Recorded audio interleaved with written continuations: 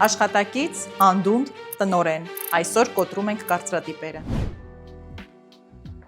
Մեծ եւ հիերարխիկ ընկերություններում միշտ լինում են միջին օղակի ղեկավարներ եւ թիմ լիդեր։ Համապատասխանաբար, որքան ընկերությունը մեծանում է, այնքան թուլանում է կապը ընկերության գործադիր տնօրենի եւ այն աշխատակիցների միջեւ, ովքեր անմիջապես ենթարկվում են ընկերության միջին օղակի ղեկավարներին։ Եվ skip level հանդիպումները հոյակապ միջոց են այդ հաղորդակցման բացը լրացնելու համար։ Նմանատիպ հանդիպումների մշակույթը կազմակերպության ներսում ձևավորելը կարող է դիտվել որպես ռազմավարական առավելություն, ինչն իր հերթին զարգացնում է վստահության մթնոլորտը, թափանցիկ մշակույթը, բարելավում է աշխատակիցների պահպանման եւ ներգրավվածության ցուցանիշը եւ բարելավում է հաղորդակցման որակը ընկերության գործադիր տնօրենի եւ աշխատակիցների միջեւ։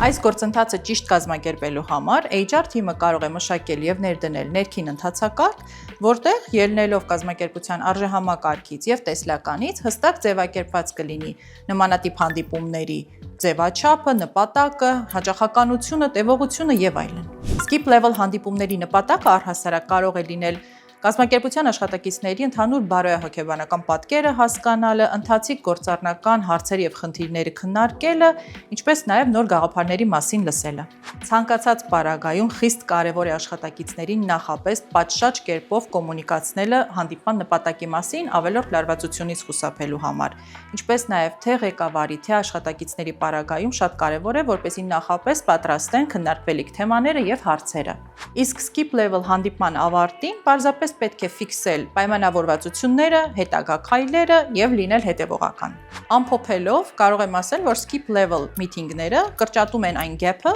որը ձևավորված է ընկերության գործադիր տնօրենի եւ աշխատակիցների միջեւ։